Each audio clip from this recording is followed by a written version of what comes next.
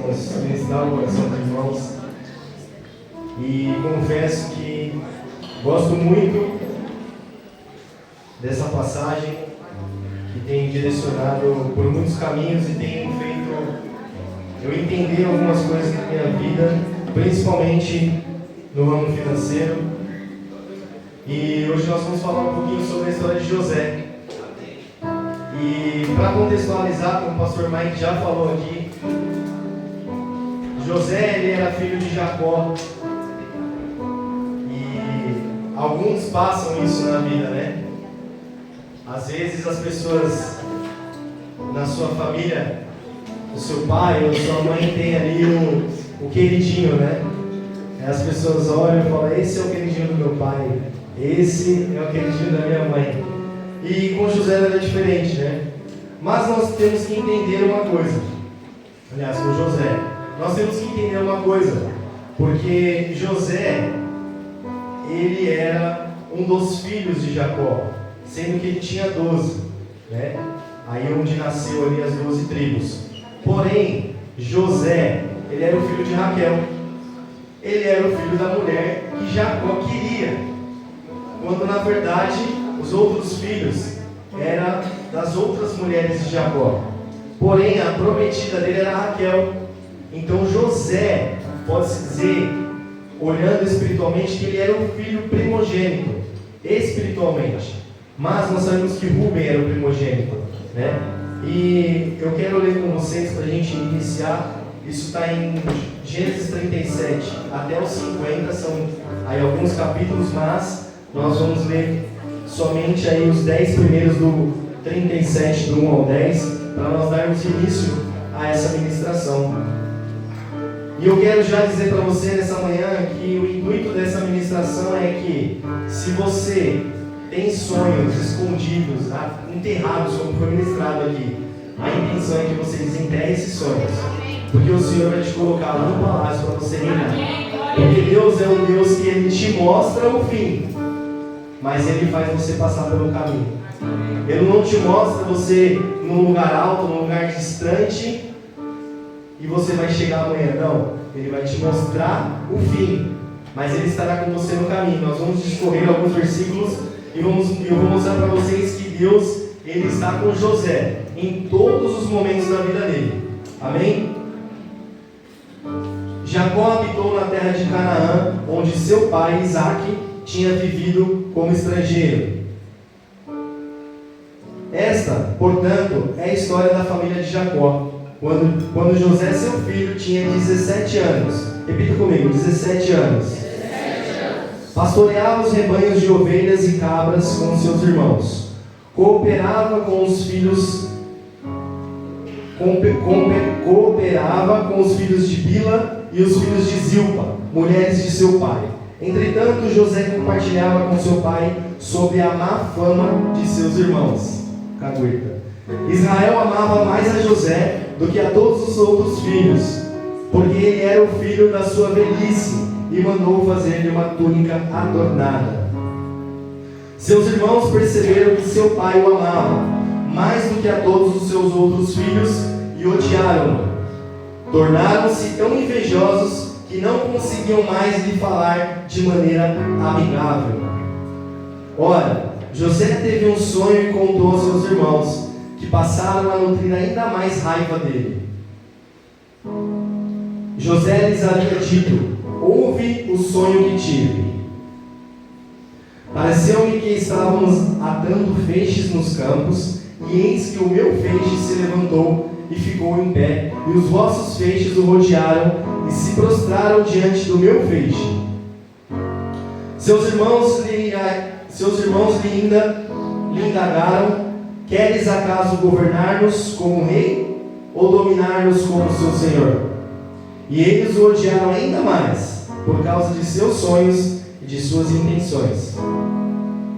Depois José teve ainda um outro sonho, e contou deste modo a seus irmãos: tive ainda outro sonho, desta vez o sol e a lua e 11 estrelas se curvaram diante de mim. Assim que narrou o sonho a seu pai e os seus irmãos, o pai repreendeu com estas palavras: Que sonho foi esse que tivestes? Iríamos todos então, eu, a mãe de teus irmãos, e cada um deles prostrar-nos rosto em terra diante da tua presença? Irmãos, veja que José ele conta os sonhos, mas quando eu pedi para os irmãos responder 17 anos é porque é um momento de maturidade. Imagine o Senhor te dando algo hoje, te mostrando uma visão da onde você vai chegar, e aí a sua imaturidade faz você contar, obviamente, seu pai, sua mãe, seus irmãos, sua família, a quem você mais ama, a quem você mais confia. E o que acontece? A Bíblia relatou em vários versículos que nós vemos que a cada dia que passava os irmãos odiavam ele ainda mais. Mas o que eu quero dizer para vocês aqui, o porquê que os irmãos dele odiavam ele tanto assim? Porque o pai dele demonstrava que ele amava mais a ele do que aos outros irmãos, e deu uma túnica, uma túnica adornada, algumas traduções vai dizer uma túnica colorida. E nós sabemos que naquela época, para se colorir um tecido era muito difícil. Você usava-se algumas ervas, cada cor tinha uma erva específica, então dava muito trabalho para você colorir um tecido, Então por isso que quando você dava uma veste para uma pessoa, você estava dizendo que ela tomaria conta da sua próxima geração, E aí alguns estudiosos vão dizer que hoje uma pessoa de periferia, que nós dizemos assim, com o nosso guarda-roupa aí, que deve ter umas 6 peças, tem mais do que os próprios reis daquela época. Eles não tinham muitas roupas. Então, quando você tinha esse trabalho de você criar uma roupa bonita, bem adornada, e aí ele dá essa túnica ao filho. Então, quando os irmãos dele veem ele chegando com essa túnica, aí passam a odiar ele ainda mais, porque ele fala, bom, ele já era o queridinho do nosso pai. Agora o nosso pai está dizendo que ele tomará conta de toda a herança. Então, o que eu quero dizer nessa manhã para você é que Deus não está apenas preocupado com o lugar onde você quer chegar. Ele está comprometido com a pessoa que você precisa se tornar. O pastor Mike já ministrou aqui que se nós queremos ser cheios, o Senhor vai nos arrancar muita coisa. Irmãos, pode doer. Muitas coisas na nossa vida nós demos altares a ela. E o Senhor quer um único altar no nosso coração. O Senhor quer Ele entronizado dentro de nós, porque Ele não vem em nós somos o templo do Espírito Santo. Ele não vem como inquilino, Ele vem como um morador. Ele é o dono do templo que há dentro de nós. Quando nós olhamos a vida de José, nós vemos um padrão. Deus não levou ele direto ao palácio, Deus o preparou em cada lugar para levá-lo ao próximo nível. Então eu quero trazer a vocês aqui alguns lugares onde José passou, para que nós possamos entender e que nós possamos chegar no final dessa mensagem direcionados pelo Senhor. Amém? Amém. Gênesis, que nós lemos agora, do 37, do 1 ao 10, inicia-se uma jornada de José na casa de seu pai. Então ele estava no lugar da promessa, ele estava no lugar onde o Senhor prometeu algo para ele. Ele estava no lugar onde aqueles sonhos não eram simplesmente sonhos, era onde o Senhor ia colocar ele. E nós vamos chegar lá. Para quem já conhece a história de José sabe que esse sonho se tornou realidade lá no palácio. Então ele estava num lugar favorável. Foi o que eu falei, você tem um sonho, você conta para quem? Para a sua família, porque você se sente num lugar confortável, num lugar favorável. Ele era um filho amado, honrado pelo pai, e os sonhos foram revelados por Deus na casa do pai dele. Então o lugar da promessa, Deus ele revela o destino, mas ele não entrega tudo de uma vez. Deus ele nos revela onde nós iremos chegar. Quantos aqui já receberam uma promessa do Senhor? Quantos já se cumpriram na sua vida? Amém? Quantos ainda têm uma promessa que vai se cumprir?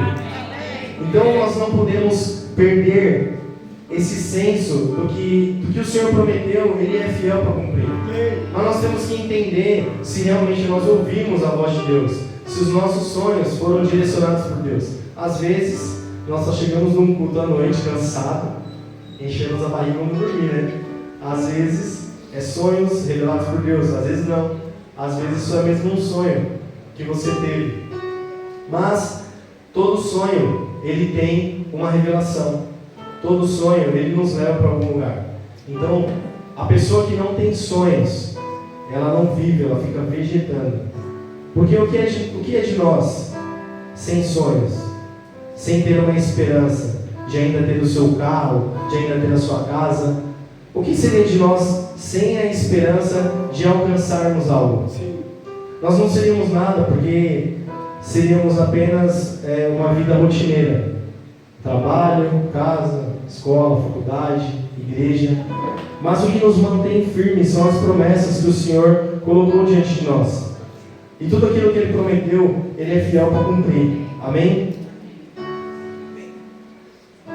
Então nós vemos que José, ele inicia a sua caminhada em um lugar seguro, a casa do pai dele, que é um lugar de promessa. Então nessa manhã nós temos pessoas aqui que já recebeu a promessa, já teve a direção de Deus, já sabe que foi chamado para algo maior, mas ainda está no começo. Então essa mensagem vai fazer você identificar quais são as fases que você está. Se você está na casa do seu pai ainda, imaturo, ou se você está nas próximas fases que eu irei falar para você. Mas eu quero te dizer, a sua imaturidade, ela precisa caminhar para algo maduro. Às vezes nós paramos e olhamos e pensamos, se nessa época que eu fiz isso, com a cabeça que eu tenho hoje, eu não fazia assim. Mas, se nessa época você tivesse essa cabeça, você não passaria por isso. Então, são fases da vida que a gente precisa passar. Toda criança, ela é gerada de um ventre, ela começa a engatinhar, depois ela começa a andar se escorando nos lugares, até ela poder caminhar sozinha, crescendo, amadurecendo. E assim somos todos nós, ninguém aqui nasceu adulto. Ninguém aqui nasceu sabendo o que fazer e como fazer. Então nós precisamos passar por essas etapas. E José, ele sai agora da casa do pai dele forçado. Então você que ainda é imaturo, você vai ser forçado a criar maturidade, porque você vai ser expulso literalmente da casa dos seus pais. Para você que é jovem ou para você que já é casado, né, e ainda imaturo, isso se torna uma casa espiritual. Então você ainda está ligado espiritualmente a esse lugar confortável, a esse lugar de imaturidade. Você precisa crescer e amadurecer, amém? Agora nós vemos, coloca para mim Gênesis 37, vamos ler do 18 ao 28. Aqui, irmãos, é o romper inicial da vida de José. Eles o viram de longe, e antes que pudesse chegar mais perto, tramaram sua morte. Combinaram entre si, eis que vem se aproximando aquele sonhador. Vinde, matemo-lo, joguemo-lo numa cisterna qualquer. Diremos que um animal feroz o devorou, veremos o que acontecerá com seus sonhos. Todavia, Rúben, ouvindo isso, salvou de suas mãos e propôs aos irmãos: não lhe tiremos a vida.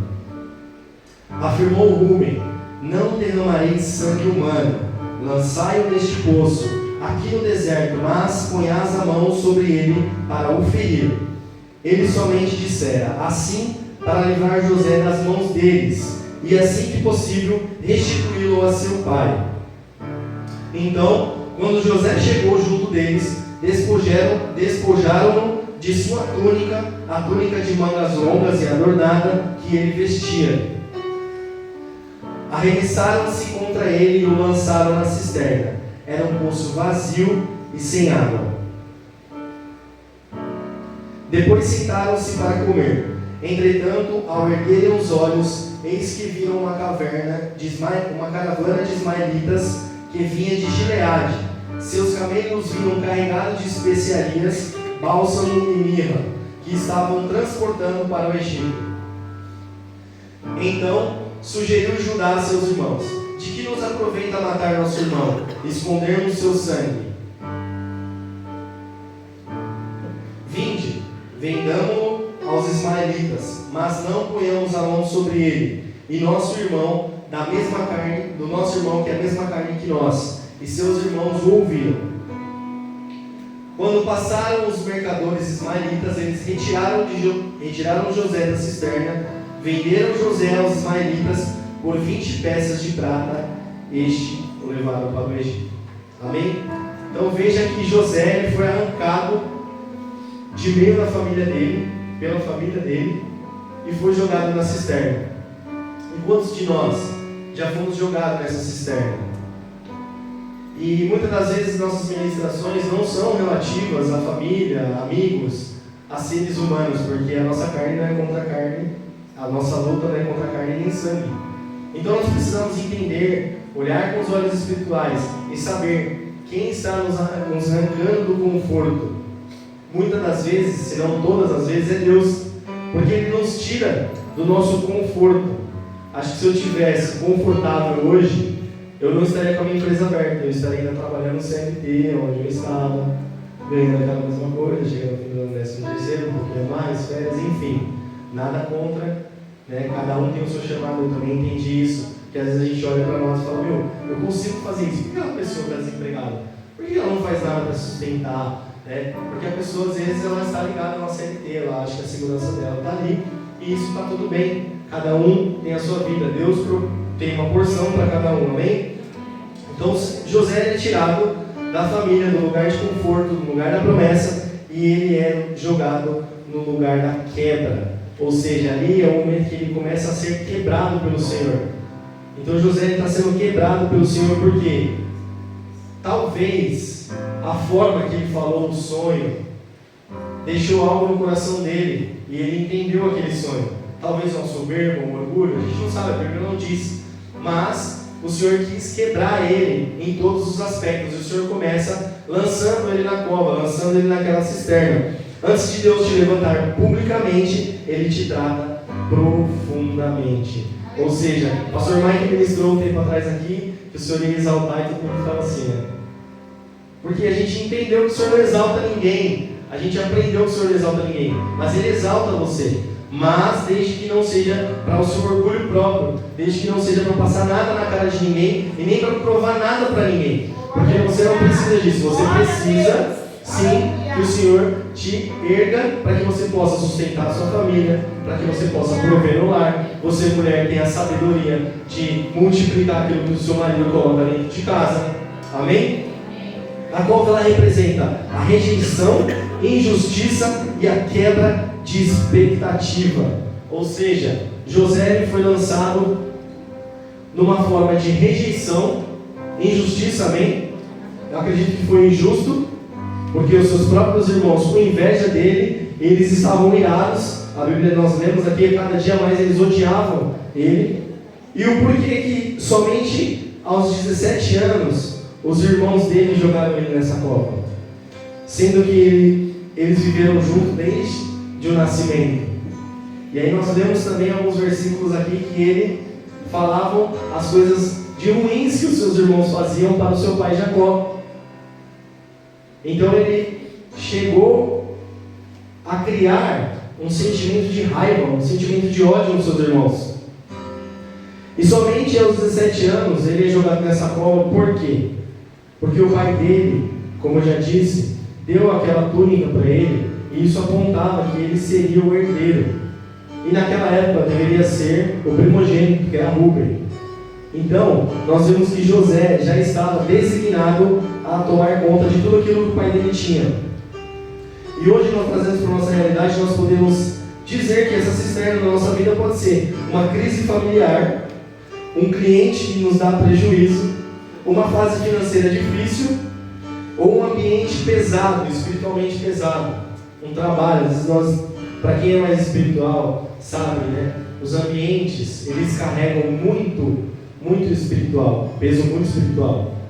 Tanto lugares que são bons, quanto os lugares ruins. Tem casas, né, que você entra, você sente aquela paz, aquela tranquilidade. E tem lugares que você entra, você sente aquele peso, né, aquela dificuldade de se expressar, de falar, o clima fica pesado. Quem já foi convidado para um lugar que não queria ir? É horrível. Você sabe como é o lugar. Você chega lá, você já quer ir embora. E aí você fica ali, E você não consegue dialogar, você não sabe. E tem lugares que você chega, que você foi convidado, que você não vê o dia de chegar, porque você vai conversar e ela vai passar, e aí assim vai, são pessoas que você gosta de estar perto. Então, aí nós podemos ver que Deus, Ele usa a cova para tirar de você aquilo que não pode entrar no palácio. Então veja, talvez José tinha muita coisa, talvez não, certeza, José tinha muita coisa dentro dele que precisava ser moldada. Ninguém passa nenhuma aprovação à toa. Você não está nessa fase difícil porque Deus olhou para você e falou assim: nossa, como é feio, né? Deixa ele aqui no cantinho. Não, você está nessa fase difícil porque você tem muita coisa valiosa dentro de você. E é interessante que o diamante, veja que o diamante, você não encontra um diamante assim, lapidado, brilhando. Você encontra um diamante aonde? Aonde? Bem nas pedras, soterrado. Quanto mais fundo, mais valioso. Então, o Senhor está te lapidando, o Senhor está te colocando nessa cisterna para que você se torne uma peça rara na coleção dele. Amém? A cova não é o fim, ela é o início do tratamento de Deus. Então José, ele primeiro foi lançado nessa cova para que o Senhor pudesse lapidar ele. Feito isso, a caravana de Deus, porque não eram pessoas más. Veja que até as pessoas que nós olhamos como pessoas ruins e más aos nossos olhos, ela nos leva à direção que o Senhor quer nos dar. Eles nos levam ao propósito de Deus. Então, muitas das vezes, aquela pessoa ruim que você olha, fala: nossa, que pessoa chata. Pode ser no seu trabalho, pode ser na faculdade, um professor chato que pega no seu pé, mas quando na verdade, essas são as coisas que Deus usa para poder te lançar para o propósito dele. Então, muitas das vezes nós não vamos entender momentos difíceis da nossa vida. Um marido chato, uma esposa chata, mas quando eles estão ali nos corrigindo, são pessoas que nos ajudam a crescer. Amém? Só as irmãs cutucando o marido chato aí. A minha não pode cutucar porque eu estou aqui, né? Mas irmãos, tenham amigos que falem a verdade, porque esses dias eu conversando com a minha filha, eu falei para ela: é melhor uma verdade que doa do que uma mentira que você tem que ficar prolongando, contando, inventando. Porque a verdade, ela dói, ela confronta, mas ela também nos alinha. A Bíblia vai dizer que o ferro, ele é afiado com outro ferro. Então a pessoa que só absorve o que você fala, você está certo, continua assim, você não vai ser afiado. Porque não tem como um algodão afiar um ferro. É só ferro que afia ferro. Amém?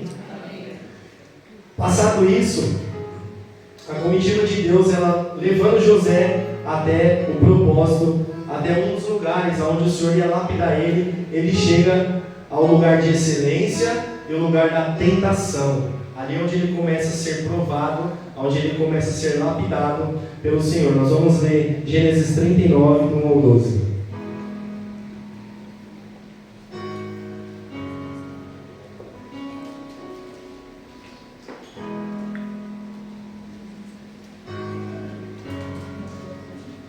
José fora, portanto, levado ao Egito, onde os ismaelitas o venderam a um egípcio chamado Potifar, um oficial que era capitão da guarda do palácio. Ora, Yahvé, o Senhor estava com José. Então veja, segura. Então veja que aqui, eu falei para vocês que Deus estava com José em todo o tempo. Né? Então veja que aqui também, na casa de Potifar, Yahvé estava com ele, nosso Deus, que em tudo teve êxito e passou a morar na casa do seu senhor egípcio. O senhor egípcio percebeu que o Senhor Deus amparava José e abençoava em tudo que ele realizava. Dessa maneira, José ganhou a simpatia do seu dono, que o promoveu a seu ajudante pessoal, como administrador de seus bens.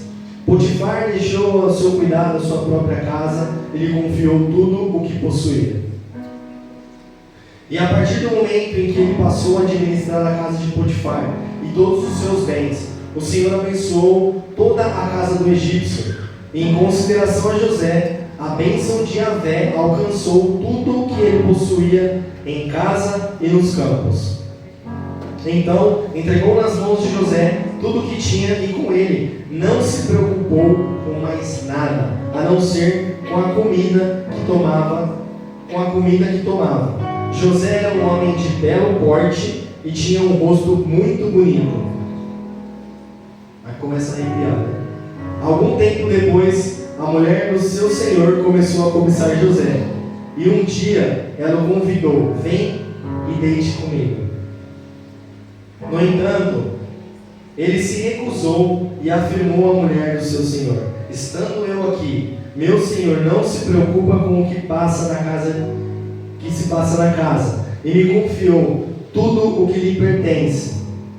Ele mesmo não exerce nessa casa mais autoridade do que eu, porquanto nada me negou, a não ser a senhora, pois é a esposa dele. Sendo assim, como poderia eu cometer algo tão perverso para com meu senhor e pecar contra Deus? Porém, todos os dias ela insistia que ele se deitasse com ela, mas José se recusava e fazia o possível para se manter longe da presença dela. Ora, certo dia José veio à casa para fazer o seu serviço e não havia na casa nenhum dos domésticos. Talvez ela deu fome para todo mundo, né? A mulher o agarrou pelo manto e voltou a apelar: vem, deite-se comigo. Contudo, ele fugiu da casa apressadamente, deixando o manto preso à mão da mulher. Irmãos, aqui a gente começa a ver algumas situações que elas estavam ligadas a José e as suas vestes. Porque primeiro o pai deu aquelas vestes para ele, ele foi lançado na cova, os irmãos arrancaram aquela veste, e aqui a veste torna a ser outro algo na vida de José. E na casa de Potifar, agora, nós começamos a caminhar para um nível de maturidade. Porque ele poderia muito bem se deitar com aquela mulher, porque não tinha ninguém na casa. O egípcio nem ia saber o que aconteceu. Mas ele diz: eu não posso fazer isso contra Deus, não contra o Senhor dele. Então veja que em momentos difíceis da nossa vida, em algumas situações, nós vamos ser provados, não tem ninguém nos olhando, mas o Espírito Santo sempre estará do nosso lado. Então não é sobre o que as pessoas estão vendo. A maturidade não é sobre o que vão achar de mim, sobre o que vão pensar de mim. A maturidade é sobre quem eu sou quando ninguém está vendo. É aí que começa a nossa maturidade. Porque Deus está em todos os lugares. Deus, Ele nos vê de todas as formas. Uma frase muito perigosa que eu costumo dizer, que as pessoas falam e não têm noção disso, principalmente quando a pessoa está afastada, né? Ela fala assim: eu não estou indo para a igreja, mas Deus conhece o meu coração. Essa é uma frase muito perigosa, porque o nosso coração, a Bíblia vai relatar em todos os momentos, ele é puro, ele é maldoso, não há nada de bom nele. Então, José, agora na casa de Potifar, ele cresce. Mesmo como escravo, ele prospera, se destaca e assume uma responsabilidade. Então veja que a gente costuma dar um exemplo sobre o pessoal da faxina, auxiliar de limpeza, não menosprezando como uma profissão que não seja digna, que todas são, né? Mas se você hoje é um faxineiro, você pode sim ser o diretor executivo de uma empresa, porque Deus, Ele vai dizer lá em Romanos 12, né, que nós não temos que se amoldar, né, com as coisas deste mundo. Então se nós pedimos sabedoria a Deus, Ele nos dá. E aqui eu quero contar algo muito interessante. Quando eu entrei na empresa em 2014, eu tinha feito análise de sistema, tinha feito faculdade de análise de sistema, então eu tinha muita facilidade em questões de programação, computador, sempre gostei muito disso, né? Em 96 eu tive aquele 266, alguém aqui? Só eu sou velho, né? Quantos anos você tem? 20. Rapaz, você gosta de tecnologia, né? Ah, por isso. Eu estou com o dobro da sua idade. Quem não sabe fazer conta, glória a Deus. E eu tinha um 266, eu já comecei a desmontar. O que é um 266? Nem falei, né? Alguém sabe? Fala aí. Computador, isso aqui das antigas, memorinha. É um computador que você encaixava um disquete. Alguém? Não cabia uma música, você punha uma música dividida em 4 partes num disquete. Imagina o pastor Mike com todas as músicas dele com uma disquete ali. Não dá. Então, ali eu comecei a desmontar, então eu sempre gostei muito de tecnologia, né? E aí, lá na empresa eu cheguei, eu estava nessa época, assim, irmãos, quando você começa a ler um livro, você entra lendo o livro, né? Você começa a viver aquilo que o livro está falando. E o final do Mário tinha me emprestado o livro de oração intercessória. E eu estava lendo esse livro, e aí eu cheguei lá como ajudante. Na verdade, a menina não queria nem me contratar, porque eu tinha vindo do transporte de valor, meu salário era muito alto, e eu ia ser contratado por um salário muito inferior. Mas eu tinha voltado para Jesus, então o Senhor estava me moldando. E aí ela falou, você tem certeza? Eu falei, tem. Ela falou, não é sua área. Eu falei, mas eu tenho certeza. E aí eu entrei ali, e aí o rapaz chegou ali, o que me indicou, falou assim, cara, eu não te vejo aqui como um ajudante ou um operador de máquina, eu te vejo como um gerente deste lugar. Eu falei, amém. Sem entender, mas amém. E aí tinha uma máquina lá, que o patrão tinha comprado, ela custou mais ou menos R$ 1.200.000, mais ou menos. E eles colocaram num lugar assim que chovia, tinha algumas goteiras, então a máquina estava destruída, os operadores não se importavam, e aí a fresa, era um torno CNC, a fresa já tinha comido algumas sapatas, assim, estava deplorável. E aí o rapaz falou, ó, faz o seguinte, o menino vai sair de férias, você fica no lugar dele. Eu tinha 2 dias na empresa. Falei, amém. O que precisa fazer? Ele falou, vai lá que ele vai te ensinar. Eu cheguei lá, um menino muito educado. Aí já começou, eu vou sair dessa empresa, começou a falar mal da empresa. Eu não absorvi nada daquilo, só absorvi o que ele estava me ensinando sobre a máquina. E aí, essa máquina parou de funcionar no dia que ele saiu de férias. Eu falei, mas não é possível, não. Não tinha outro lugar para eu ficar nisso. Não tinha outro lugar para eu ficar. Eu falei, não é possível. E aí, eu estava lendo um livro, e aí nesse livro tinha uma parte que o pessoal estava orando, porque assim, tinha um moinho de vento, que toda aquela aldeia ali dependia desse moinho, todo mundo trabalhava ali, era o sustento deles, e esse motor parou. E para esse motor ir até a cidade voltar demorava 7 dias, e aí eles não poderiam ficar sem o sustento por 7 dias. E eu lendo esse livro, aí uma das pessoas foi até lá, no coração desse motor, colocou a mão e orou. Aí eu falei, é isso, né? Aí o pessoal começou a sair para almoçar, agora vamos almoçar. Irmãos, quem bate ponto aqui? 1 minuto para meio-dia você está na frente da loja, né? E aí os meninos, bora almoçar. E eu falei assim, não vou agora não. Aí eu fui, dei a volta, abri a máquina, fui lá atrás, ajoelhei, coloquei a mão assim no motor e falei, Senhor, eu quero ver essa realidade. Essa máquina tem que voltar a funcionar, que é onde eu vou trabalhar. Só que eu saí, irmãos, porque assim, às vezes a gente não crê muito naquilo que a gente faz, né? A gente é ousado, mas às vezes a gente, o coração, irmãos, vamos ser sinceros, né? O nosso coração, ele parece que não fica na mesma fiação que o cérebro, né? Algumas coisas são racionais, outras são mais emotivas. E aí eu fui almoçar, e até esqueci. Aí voltando do almoço, tinha algumas coisas para fazer. Aí eu falei, bom, agora é a hora da verdade. Morrendo de medo, né? Peguei o controle da máquina, dei o comando para a máquina soltar a ferramenta. Aí só escutei um barulho. Ela foi, estacionou, soltou a ferramenta. Eu falei, glória a Deus por isso. Mas irmãos, é algo tão profundo, porque ali o Senhor está mostrando que Ele é conosco. E são umas coisas simples. Às vezes nós queremos, Senhor, uau, me prospera, me dá uma Volvo, me dá uma casa de 3 andares, com piscina.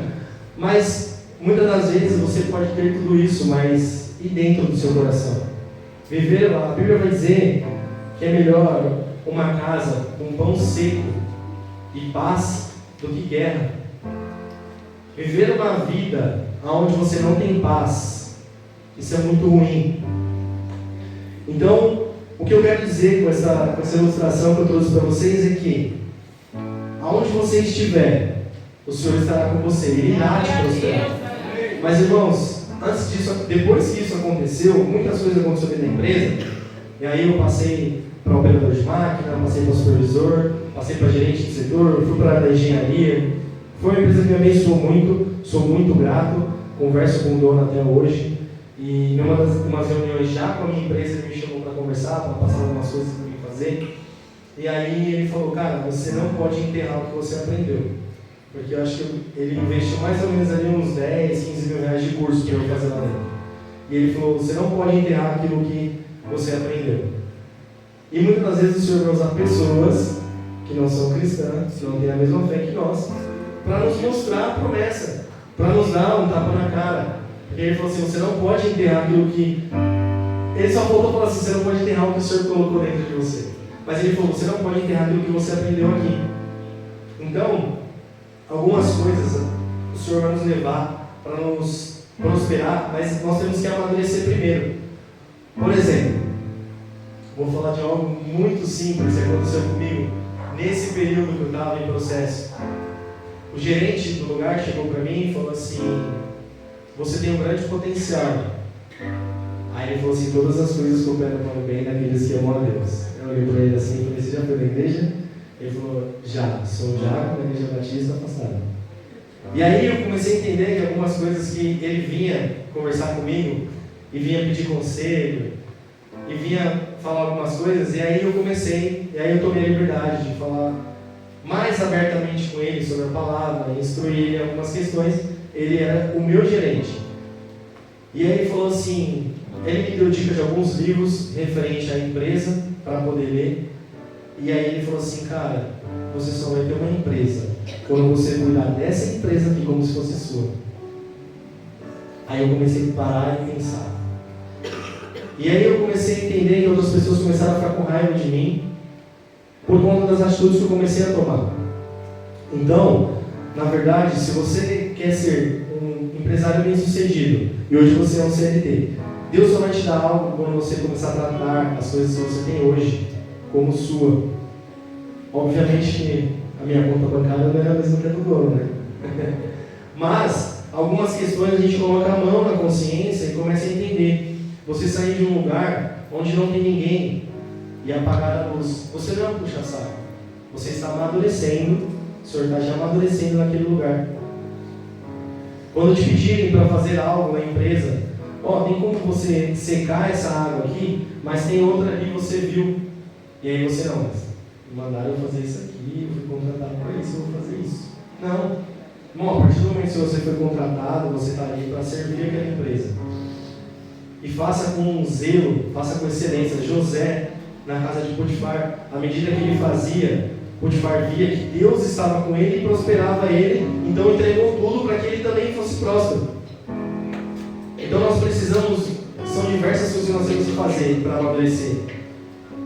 Entender que nós temos também que orar pela vida do patrão, porque se o patrão ele não prospera, seu salário pode atrasar, você pode ficar sem salário. Está aqui o Vitor que trabalhou comigo, trabalhou alguns anos lá, saiu por cabeça dura do meu antigo sócio, mas enfim, o menino que se você falar para ele, Vitor, preciso que você faça isso aqui, ele vai fazer isso, e aí ele vai fazer mais isso, e mais isso, tem que até dar um freio nele, não, pera aí que isso aqui você ainda não sabe, mas calma aí. Mas ele não quer saber, irmão, mandou fazer, ele está fazendo. E aí eu lembro que um dia eu saí e falei assim, Vitão, dá uma geral para mim aí. Irmãos, eu cheguei assim, ó, aí a estante de fita de borda dos móveis, toda tá bagunçada. Eu cheguei, ela tava toda alinhadinha, assim, por cor. E ele lavando o banheiro. Então assim, e quando ele saiu, eu não queria que ele saísse. Ele só saiu porque a empresa era meio a meio. E aí, quando você faz além daquilo que é para ser feito, irmãos, o Senhor te prospera. O Senhor faz que as pessoas enxerguem você com outros olhos. Então, a empresa não é sua, mas haja como se fosse. Ah, mas fulano faz isso, não importa. Se José fosse olhar as demais pessoas que trabalhavam ali e se importar com isso, talvez ele não seria quem ele foi na história da Bíblia. Então, quando você tiver que fazer algo, seja no seu trabalho, seja no casamento, seja ministerial, faça com excelência. Às vezes nós olhamos, né? O pastor falou aqui que queria todos os obreiros nos 2 cultos. E aí, se você for olhar, você vai falar assim, mas fulano não veio de manhã, só veio um. Irmãos, não é o fulano, não é ninguém, é você. Se é para estar aqui, esteja. Se tiver que fazer, faça. Então, a excelência ela nos leva a diversos lugares. E aqui José ele começa a ter a maturidade. E aí o Senhor começa a prosperar ele. Deus prova você em 2 níveis: na dor e na oportunidade. José ele teve a dor, foi provado, continuou, e quando chegou na oportunidade, os homens sabem o que eu estou falando, quando chegou na oportunidade ele virou as costas e falou: eu não posso fazer isso contra Deus. Então, não é que ele tinha sim esse afeto por Potifar, mas ele pensou primeiro em quem? Deus. Então, quando você for fazer alguma coisa, e aqui não é só para os homens, é para as mulheres, e não é só em questão de relacionamento, é em tudo. Quando você for fazer alguma coisa que desagrade a Deus, a minha esposa tem algo muito interessante que ela fala para as crianças: quando alguém te falar para não contar nada para a mamãe, ou se você for fazer alguma coisa que você pensar assim, isso eu não posso contar para minha mãe, está errado. Porque tudo aquilo que você for fazer, que o Espírito Santo fala assim, tem certeza? Você dá um passo para trás e aí você não faz. Porque não é sobre quem está vendo, não é sobre as pessoas ao seu redor, é sobre quem você é quando Deus não está te vendo. Amém? O ambiente não define quem você é, ou seja, o seu caráter vai te definir. Mas junto com o crescimento vem a tentação, que foi, no caso de José, a mulher de Potifar. Nós podemos, para nós, olharmos para dentro de nós e entender isso como um crescimento profissional, portas abertas, ambientes melhores, pessoas influentes ao seu redor. Irmãos, é muito bom quando você anda com pessoas que estão acima do seu nível. Isso é muito bom. Porque você começa a enxergar que você não sabe nada.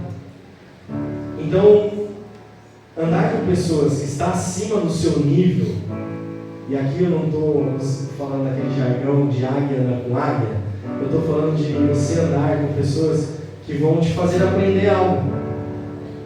Então, quando você tem um amigo seu, eu tenho um amigo que ele é empresário, ele nasceu dentro de uma empresa como a dele, hoje ele tem a dele, e ele me ajuda muito em algumas questões, e eu nem pergunto. Às vezes eu vou lá comprar alguma, porque ele vende insumos para a marcenaria, eu vou lá comprar alguma coisa e a gente fica horas conversando. E aí, não é diferente na nossa vida espiritual. Quando você tem alguém, espiritualmente falando, num nível acima do seu, pessoas que você sabe que é de oração, pessoas que você sabe que caminham com Deus e vão te levar a caminhar mais próximo de Deus, você tem que sugar ao máximo essa pessoa. Por quê? Porque os ambientes e as pessoas, elas nos trazem influências, tanto para coisas boas, quanto para coisas ruins. Então, se você já viu aquela musiquinha, duro tem que andar com duro? É mais ou menos isso. É mais ou menos isso, porque às vezes nós vamos olhar para as pessoas e ver o nível financeiro acima do nosso. E nós vamos fazer o quê? Tirar proveito? Não. Nós vamos querer chegar no lugar onde aquela pessoa está. Então, veja, hoje, olhando assim, ó, nós temos ali Raul Stern, que é a empresa de cookies. Eles não vão olhar para uma pessoa que está pensando em criar cookies, pegar uma receita. Não, eles têm que olhar para alguém que já está lá na frente. E, irmãos, eu vou ser bem sincero com você. Se tiver alguém aqui hoje no nosso meio se levantar como marceneiro, depois montar a sua empresa, vai caminhar comigo. Porque existe cliente para todo mundo. Esse negócio de individualidade, esse negócio de picuinha, isso não cabe no meio de nós. Quanto mais você tem o seu network ali em volta de você, melhor é para você. Isso em tudo. Se você tem pessoas que são mais espirituais, né? Pessoas que você se espelham de onde você quer chegar, isso é bom para você.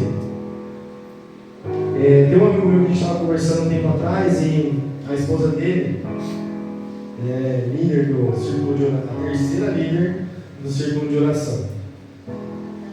E aí ele me falava umas coisas assim que eu falava, irmão, você tem certeza que vocês vivem dentro de uma igreja? Ou é no... Como que é, Rafa? De MMA lá? Octógono, né? Vocês vivem dentro de uma igreja ou no octógono? É isso? Porque, irmãos, ele falou assim, não, porque tem inveja da minha esposa na primeira, que eu não falo na segunda, e que a irmã não sei da onde. Isso é ruim para o reino. Satanás ele não quer tirar ninguém da igreja. Ele quer que isso aconteça. Que nós nos tornemos uma igreja dividida. Uma igreja de grupinhos. Que aí nós estamos pessoas divididas. É mais fácil dele atuar nesse meio do que uma igreja de unidade, uma igreja do verdadeiro purê de batata. Então para que nós possamos amadurecer, nós temos que, dentro desse ambiente de propostas erradas, atalhos e pressões para negociar os nossos valores, nós temos que recuar. Nós não podemos negociar os nossos valores. Nós não podemos, diante desses caminhos tortuosos, dos atalhos, nós não podemos seguir atalhos. Então, o ano passado eu segui um desses atalhos e foi uma direção que eu creio que o Senhor deixou para mim seguir, para que eu pudesse hoje estar onde eu estou. Mas ano passado, aliás, 2024, outubro de 2024, eu fui fazer a casa de uma influencer muito famosa. E aí, nisso eu dei o meu valor, e a arquiteta falou, esse é o seu valor? Aí meu coração já gelou, né? Achando que estava muito, porque dava. Irmãos, eu fiz um armário de cozinha, 2 armários de quarto, guarda-roupa, ia ter o escritório, não teve, e fiz o rooftop, que é a cobertura. Foram 5 itens, 5 pequenos armários. E aí ela falou assim, esse é o seu valor? Eu falei, ela falou assim, as minhas filhas, que elas têm o escritório de arquitetura, as minhas filhas querem vender pelo valor a mais. Eu falei, eu já tenho cobrado mais. Mas ali já estava muito além do que eu cobro. E aí eu falei, tá bom, pode cobrar, desde que vocês pagam os impostos. E geralmente, irmãos, para quem trabalha nesse ramo, que tem arquitetura, que tem obras, sempre tem o abençoado do RT, que é chamado de reserva técnica. Né? É uma porcentagem que a arquitetura reserva, se der algum problema, ela tem onde tirar o dinheiro para resolver isso. Isso é normal. Aí ela falou assim, tá bom, então pega o seu valor e acrescenta 180 mil em cima. Eu, tá bom, né? Conversei com o meu sócio, e início quem trouxe essa obra foi um outro rapaz que trabalhava com a gente. E aí eu conversando com eles, eles falaram, coração, eu sabia que aquilo era errado, erradíssimo. Mas o cifrão, igual o pica-pau, né? O cifrão rodou aqui dentro do meu olho. Eu falei, vamos fazer. E aí começou que essa influencer, ela arrumou um namorado, foi para casar, e aí a obra ficou parada 6 meses. E o dinheiro na conta, porque ela já tinha dado a entrada, foi indo pagando aluguel, pagando funcionário, foi indo. E aí quando a gente pressionou para eles liberarem a obra, eles liberaram, e aí a gente entrou com os móveis lá. Só que quando a gente entrou, eu cheguei lá, os móveis estavam assim, os ambientes estavam tudo cru ainda, precisava passar gesso, fazer um monte de coisa, os móveis ficou jogado lá. Enfim, foi começando a dar tudo errado. E aí, chegando no final da obra, ainda faltava 150 mil para eles pagarem. Aí eu fui participar de uma reunião. E aí até então essa menina ela era muito simpática. Ela conversava com todo mundo na obra toda. E ela arrumou um namorado que aí não deixou nem ela responder mais. Na reunião ela foi falar e ele falou assim, cala a boca, deixa que eu resolvo. E um rapaz jovem, só que assim, ele tem muita grana, a família dele tem muita grana, então assim, um cara prepotente, arrogante, não olha no seu olho para falar. E aí ele começou a conversar, e ele não falava comigo, ele falava com o engenheiro da obra. E aí ele entrou dentro da casa, começou falando do piso, foi falando da parede, foi falando do box do banheiro, porque ele é um pouco mais alto que eu. E aí o box do banheiro estava mais ou menos aqui assim nele. Você que faz essa casa de boneca, e começou a reclamar de um monte de coisa, até que ele chegou nos móveis. Irmãos, você pode falar o que quiser, eu não vou me ofender, eu sei quem eu sou. Mas os meninos que estavam lá ficou muito ofendido. Porque ele começou a falar mal, essa porcaria, e não sei o quê. E aí os moleques se ofenderam, os meninos trabalhavam comigo. Tendo em vista que isso aconteceu, foi muito ruim, porque as coisas começaram a desandar assim, de uma tal maneira. Depois disso, as obras não vinham, sabe? O dinheiro não rendeu.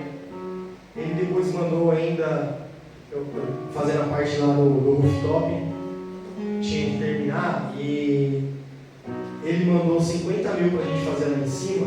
Irmãos, eu comprei material, eu comprei tinta, que era móvel laqueado, e não rendeu. Não rendeu. E aí depois, meu antigo sócio, muito crente, espiritual, aceitou quando a gente resolveu a situação, mas aí ele falou, eu falei. Deus já tinha me falado, já tinha me mostrado que isso está errado, por conta do dinheiro que a gente jogou a mais. E aí, obviamente, a gente sabe que isso é uma coisa errada, e o Senhor ele vai limpando para que as coisas aconteçam. E ali foi se caminhando para a gente poder também se desvencilhar da empresa. A minha esposa tinha liberado uma palavra sobre a minha vida que ela nem lembrava mais. No dia do Next Level aqui, o reverendo Richmond pregou ela, falando sobre Abraão e Ló. E aí quando eu entrei na empresa, minha esposa falou assim, vai, porque você precisa aprender algumas coisas que você não sabe, e ele tem que aprender algumas coisas com você que ele não sabe que você sabe. Mas vai chegar um momento que vocês vão. E ela falou ainda assim, como Abraão e Ló escolheram o lugar que vocês têm que ir. E aí, depois dessa ministração do Next Level e também dessa obra que a gente fez, as coisas começaram a descambar. Então, o que eu quero trazer com essa ilustração é que quando o Senhor não estiver vendo, e aqui é algo muito poderoso para quem tem empresa, a sua empresa, ela reflete o reino de Deus. Não é só apenas mais um cliente, é mais um campo missionário que você pode conquistar. Eu sigo alguns influencers que são cristãos, empreendedores, e isso tem me ajudado muito, porque quando você começa a olhar para esse campo, você vê que é muito vasto. O campo ele já está branco, só que não tem ceifeiros para que a gente possa colher. O pastor Mike foi ministrar no presídio. Toda vez que ele volta assim. Não consegue nem falar direito. É isso. O povo está sedento. Então assim, aí se você vai fazer um culto, e nem nós fomos aqui, a irmã faltou chorar esses dias porque eu mandei mensagem de manhã, ela não me respondeu, eu falei, bom, ela não deve estar bem, não vai ter culto.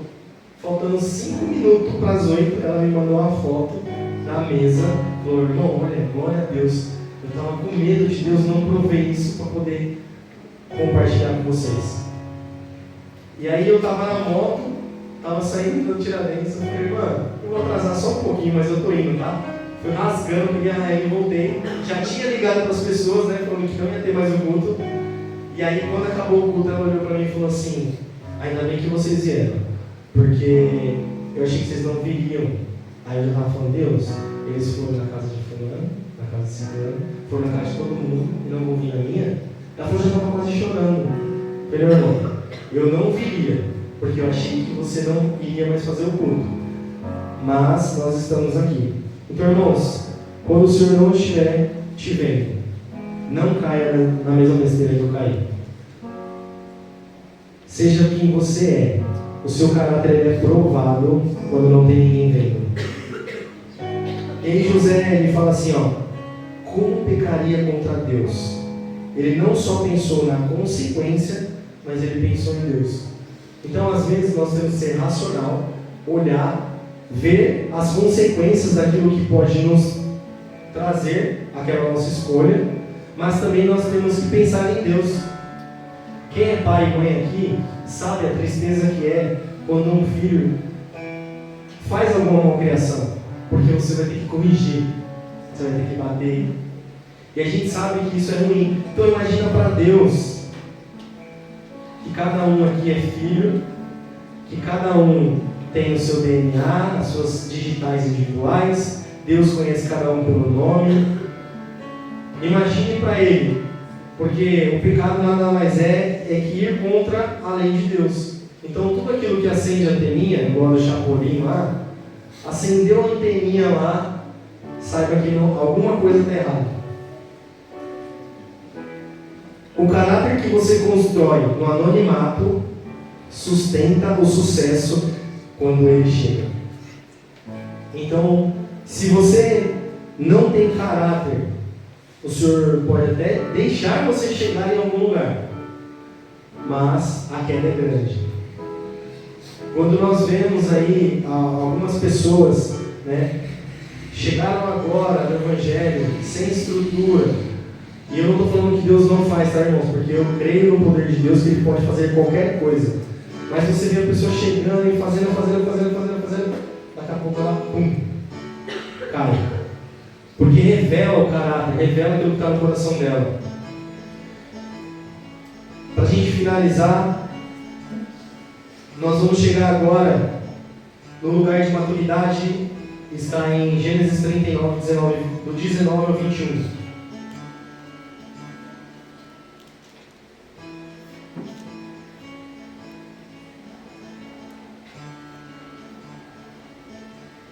O José, ele passa pela cova, ele passa pela casa de Potifar, e aí ele caminha agora para um lugar onde ele vai se tornar alguém maduro.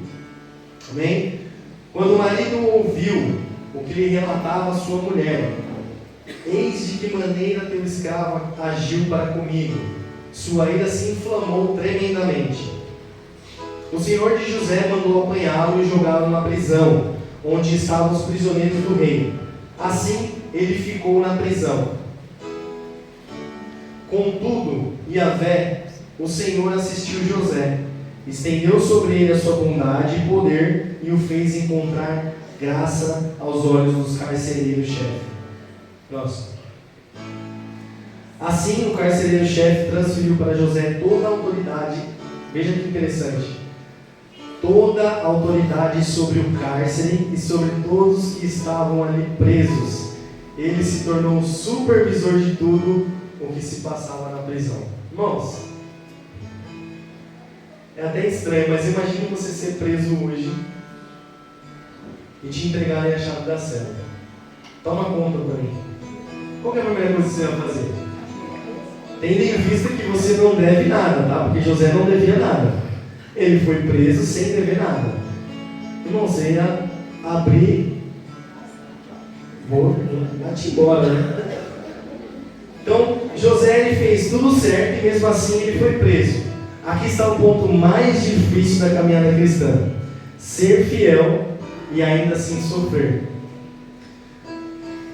Ser fiel mostra o seu caráter, mas não te livra dos sofrimentos. Então José agora ele entra na prisão e ele passa a interpretações. Nós vemos que lá no início ele teve sonhos e agora Deus deu a capacidade de interpretar sonhos. Veja que interessante. Você começa sonhando, você vai caminhando, você amadurece, aí quando vem alguém, então, essa noite eu sonhei, aí eu falo, Deus falou isso com você. Então veja que primeiro você tem os sonhos, depois você passa a interpretar. Isso é maturidade. Você passa por alguns lugares onde pessoas estarão passando e você vai ter a propriedade de falar sobre esse assunto. Então as nossas cicatrizes revelam quem nós somos. Quando aqueles dois discípulos eles caminhavam no caminho de Emaús, eles sentiam o coração arder sobre o que Jesus estava falando, porque depois eles falam, nosso coração ardia quando ele falava das Escrituras. Então veja que o coração ardia, mas eles só foram reconhecer Jesus através de uma cicatriz.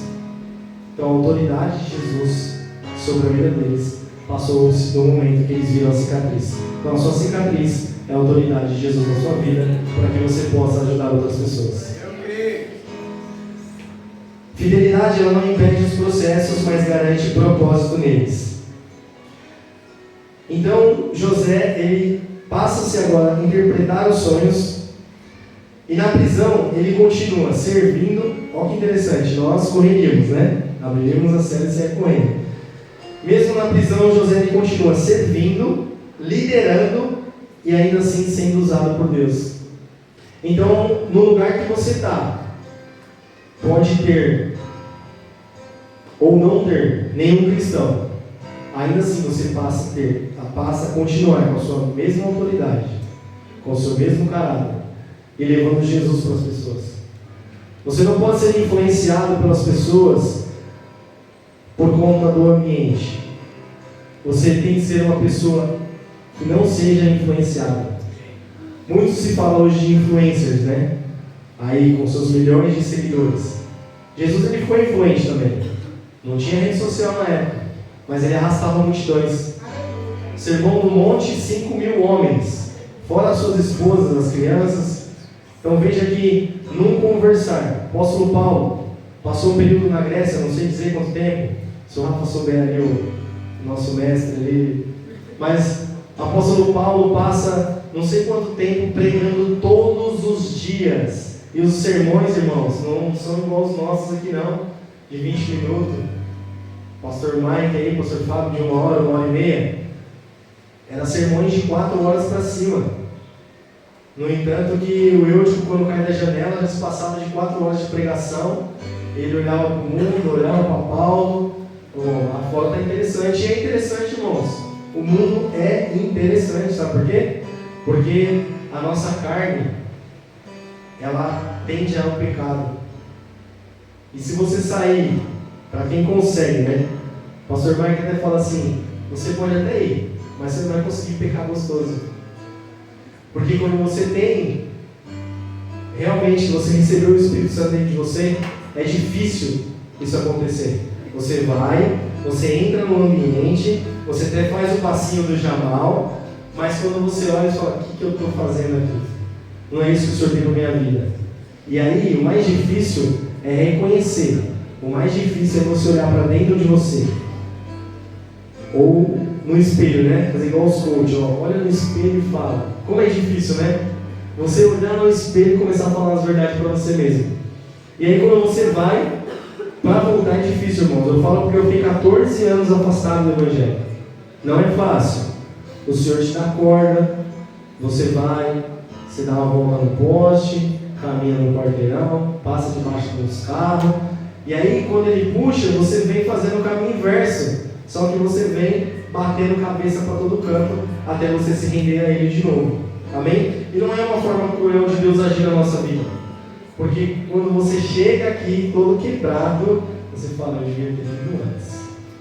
Glória a Deus. Eu deveria ter vindo antes. Porque o Senhor, eu estava falando até com uma menina esses dias, ela fez um comentário lá no podcast do pastor Fábio, e eu chamei ela no direct para ministrar o coração dela, e ela falou, mas eu não quero mais isso para a minha vida. Eu falei, mas isso foi Deus que criou. Eu falei para ela, Deus criou isso é bom. Eu falei para ela, quando eu não tinha, eu também falava para as outras pessoas não ter. Hoje eu tenho, eu sei que é bom, foi Deus que criou. E aí eu falei para ela assim, ó, você pode até não querer agora, mas Deus, sem nós percebermos, Ele consegue nos trazer de volta para este lugar de amor. E aí, com todo amor, com toda graça, Ele nos convence. Ele nos convence. Amém?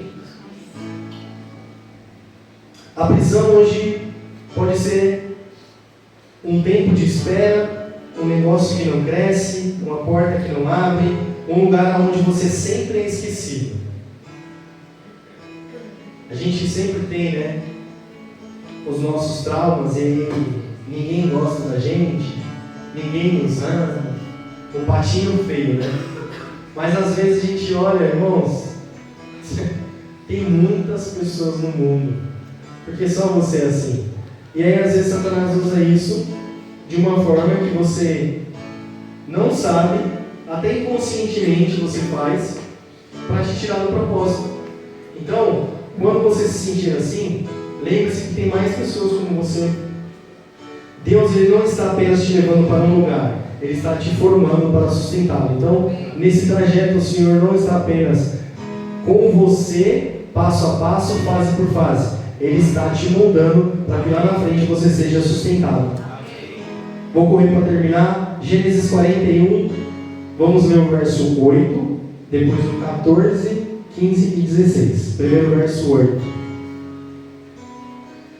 Gênesis 41, verso 8, que diz assim: de manhã, com o espírito conturbado, o faraó mandou chamar todos os magos e todos os sábios do Egito, e lhes contou os sonhos que tiveram durante aquela noite passada.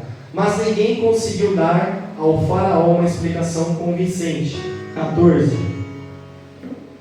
Assim que ouviu isso, o faraó mandou chamar José, que foi trazido às pressas da prisão onde estava. Depois de se barbear, trocar de roupa, a roupa novamente, apresentou-se perante o faraó.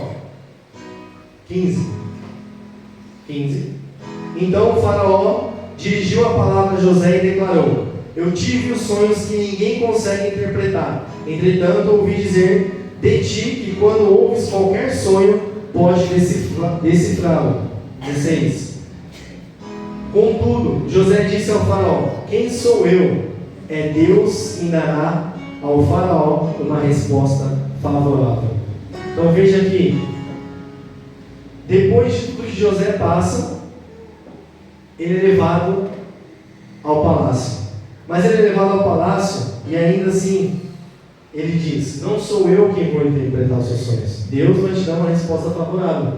Então muitas das vezes nós ministramos pessoas e não somos nós quem dá as respostas. Nós direcionamos as pessoas muitas das vezes, porque cada um tem a sua vida, para depois a pessoa falar: mas você mandou fazer assim. Não, nós direcionamos conforme Deus nos dá essa direção. Então, veja que agora tudo muda na vida de José. Ele sai do cárcere e vai para o palácio. De repente, José não está mais na prisão, interpreta um sonho e se torna o governador. Então, às vezes, falta só isso aqui, que o pastor Mike falou, que é muito poderoso. Uma mulher, ela, para ter o seu filho, ela sente dores, né? É uma angústia, porque começa ali com algumas semanas e você quer saber o sexo, você quer ver o rosto, e aí passa-se meses e meses, mas para que chegue até o dia do nascimento, vem as contrações, vem as dores, e aí quem é um pouco mais espiritual vai entender o que eu estou falando. Às vezes a sua vida está travada. você não consegue nem caminhar. Até para andar está difícil. Mas aí você entende que o mundo espiritual está gerando algo muito poderoso sobre a sua vida. Que o mundo espiritual está gerando um milagre que foi dito aqui nesta manhã. Então você precisa ter essa percepção de que você está gerando algo espiritual na sua vida. E o lugar que você está hoje não te define. O lugar que você está hoje não define quem você é no futuro. Porque Deus vai te colocar no lugar onde Ele já prometeu para você. Basta você crer, basta você entender qual etapa da sua vida você está passando. José, ele sustentou o palácio porque ele foi preparado em outros lugares. Então veja aqui, José primeiro ele foi jogado na cova, passou tudo que tinha que passar para que quando ele chegasse no palácio, ele pudesse fazer o que eu acredito que muitos aqui não teriam coragem, de acolher aquele que jogou na cova. A família dele, os irmãos na verdade, né, jogou ele na cova e ainda assim, ele decide tratar bem os irmãos dele. E o irmão mais novo dele, a Bíblia vai dizer que ele não só deu uma veste nova, mas ele deu muitas vestes para o irmão dele.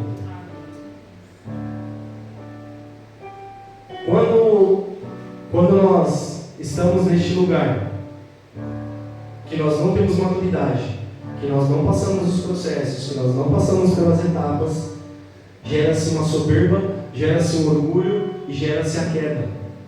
Então por isso que é muito importante, irmãos, quando o pastor fala que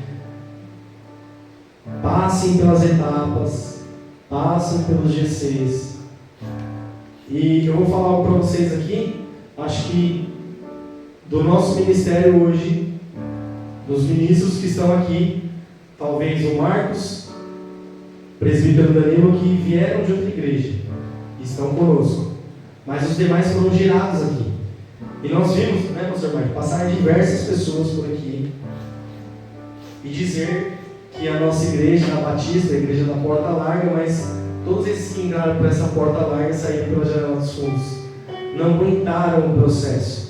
Porque, irmãos, chegar aqui, vestir um terno e continuar maltratando a sua família, maltratando a sua esposa, isso é muito fácil. Mas, quando você chega num lugar onde você precisa ser tratado, do início ao fim, onde você não quer ser tratado, onde a ferida ainda está aberta, e se você colocar o dedo ali vai sair pus, isso é muito difícil. Então, quando José ele chega ao lugar que ele chegou maduro, ele chegou com todas as suas feridas cicatrizadas. E a Bíblia vai dizer que em nenhum momento José chora, nenhum momento de cisterna, de prisão, de afronta, nenhum momento José chorou.